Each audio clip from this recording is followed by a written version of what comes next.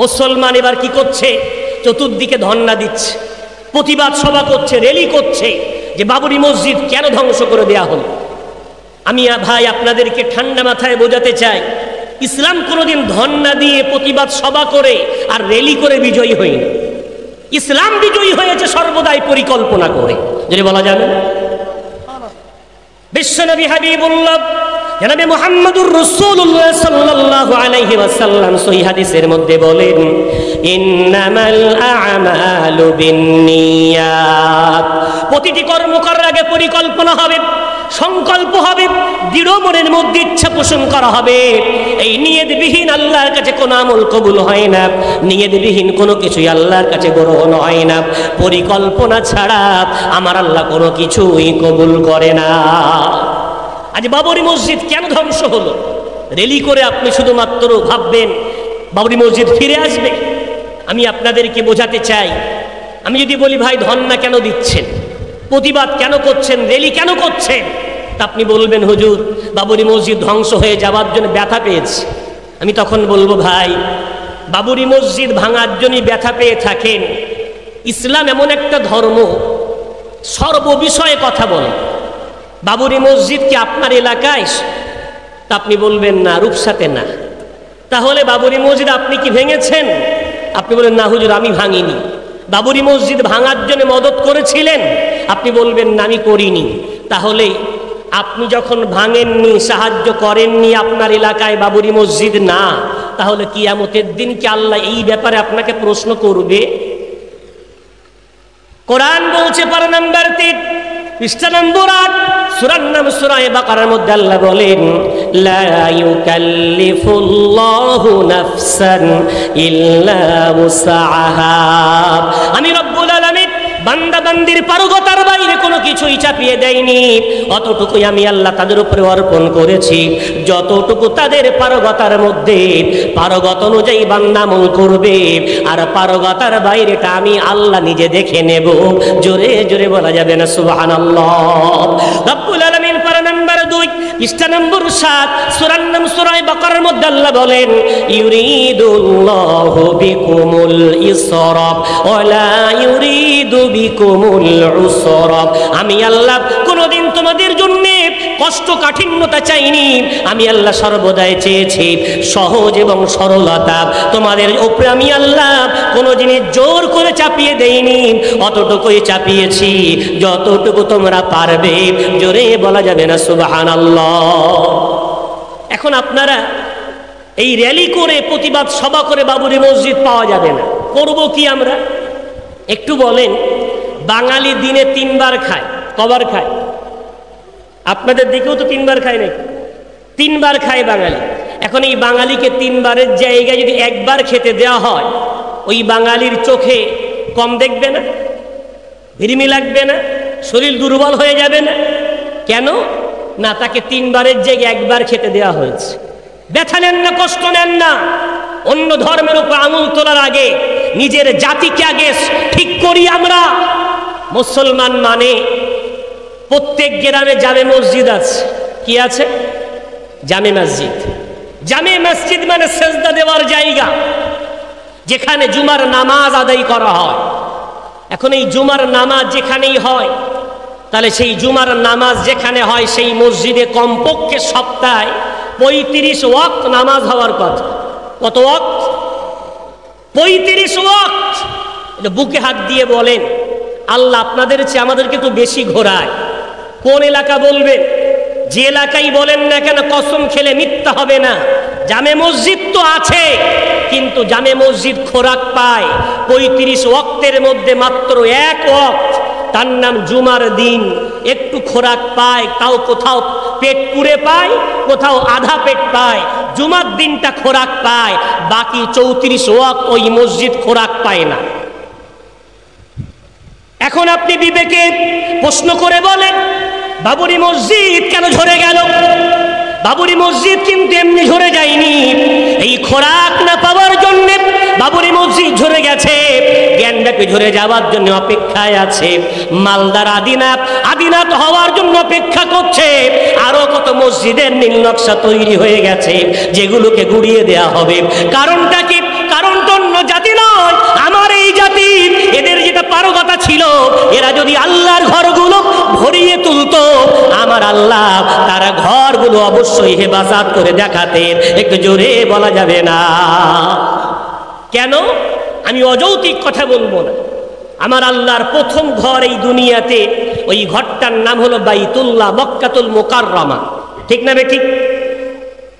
পারা নম্বর 4, পৃষ্ঠা নম্বর 1, সূরার নাম সূরা আলে ইমরানের মধ্যে আল্লাহ বলেন, ইন্না আউওয়ালা বাইতিন উদিআ লিন-নাসি লাল্লাযী বিবাক্কাতা মুবারাকাও ওয়া হুদাল লিল-আলামিন। পৃথিবীর মধ্যে সর্বপ্রথম ঘর, বরকতপূর্ণ ঘর, যে ঘরটাকে আমার আল্লাহ মক্কাতুল মুকাররমা হিসাবে সেখানে আমার আল্লাহ নির্মাণ করিয়েছিলেন, ওই ঘরটা দুনিয়ার একটা বড় শত্রু, নাম তার আবরাহাব।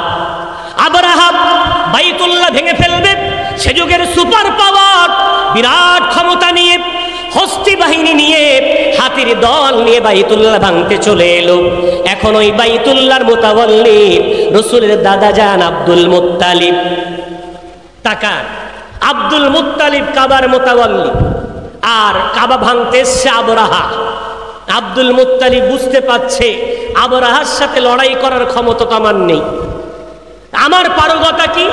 আব্দুল মুত্তালিবের পারগতা আছে। মক্কায় দাঁড়িয়ে এলান করলেন, ও মক্কাবাসীরা, আবরাহা বাইতুল্লাহ গুলাতে এসেছে, সুপার পাওয়ার, বিরাট হস্তি বাহিনী নিয়ে এসেছে, ওর সাথে লড়াই করে তো আমরা পারবো না।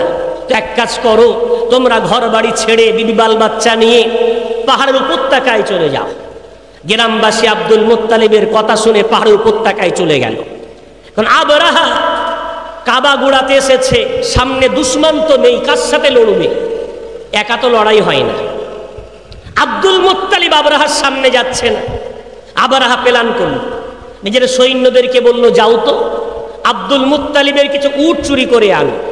রাতের গভীর অন্ধকারে আব্দুল মুত্তালিবের কিছু উট চুরি করে আনা হলো।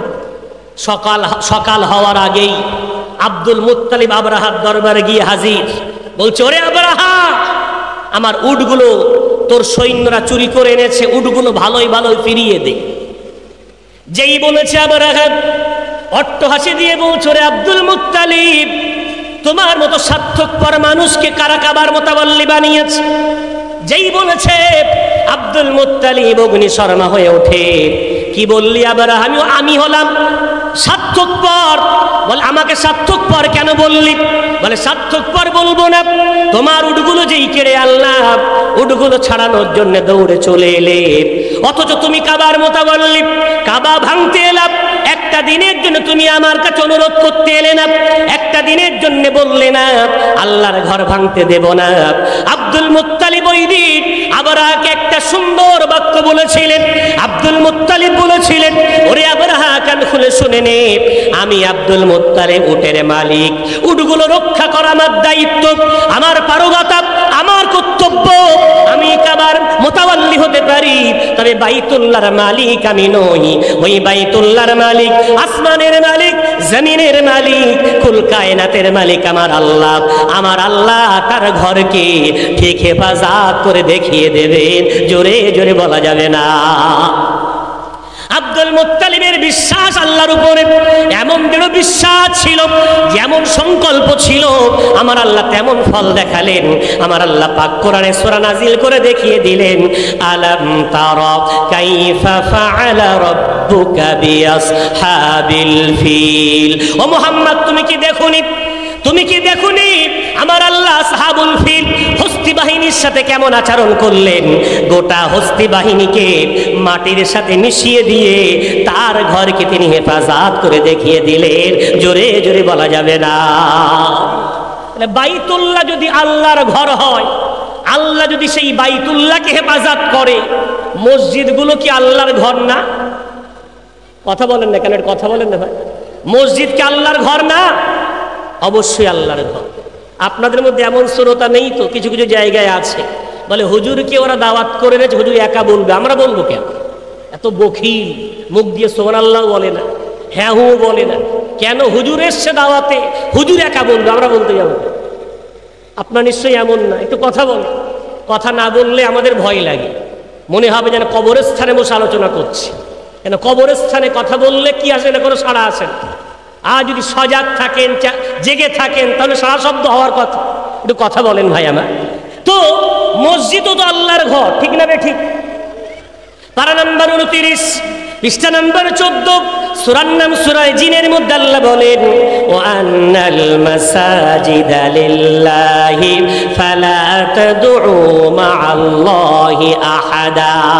রব্বুল আলামিন বলেন, পৃথিবীতে যত মসজিদ আছে এগুলো কারোর বাপের ভিটা বাড়ি নয়। আমি রব্বুল আলামিন বলে দিলাম, যত মসজিদগুলো আছে ওই মসজিদগুলো হলো আমি আল্লাহ আমার ঘর। একটু জোরে জোরে বলা যাবে না? আল্লাহ বাইতুল হেফাজত করলেন, বাবরি মসজিদ কেন হেফাজত করলেন না? বাবরি মসজিদের জন্য যদি আমাদের কষ্ট হয়, ওই আল্লাহর ঘর আল্লাহর কি কষ্ট হয় না? আমরা করব কি, আমাদের করণীয় কি? আল্লাহ পাক রব্বুল আলামিন আমাদের সামনে ওই সূরা ফিলটা আমাদেরকে পড়তে বললেন। আব্দুল মুত্তালিব যেমন আল্লাহর উপরে ভরসা করেছিলেন, আমাদের দায়িত্ব হলো আমরা আল্লাহর ঘরগুলো ভরিয়ে তুলব। আল্লাহর ঘরগুলোকে ভরিয়ে তুলে হাত তুলে বলবো, গো আল্লাহ, আমাদের পারগতা রূপসা গ্রামের যাবে মসজিদ ভরিয়ে তোলার, এটা আমরা ভরিয়ে তুলেছি আল্লাহ। তবে বাবরি মসজিদ ভরিয়ে তোলার ক্ষমতা আমাদের নেই, বাবরি মসজিদকে রক্ষা করার মতো পারগতা আমাদের নেই। ওগো আল্লাহ, তোমার ঘর যেটা আমাদের কাছে আছে সেটাকে আমরা হেফাজত করলাম, আর আমাদের পারগতার বাইরে যেটা আল্লাহ তুমি সেটা হেফাজত করে দেখিয়ে দাও। ও আল্লাহ, যদি আমাদের হায়াত থেকে থাকে যেন চোখে দেখে যেতে পারি বাবরি মসজিদের জায়গায় বাবরি মসজিদ আবার মাথা উঁচু করে দাঁড়িয়ে আছে।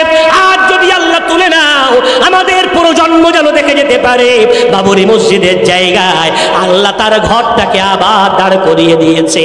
জোরে জোরে বলা যাবে না? এটা বলেন না আল্লাহুম্মা আমিন।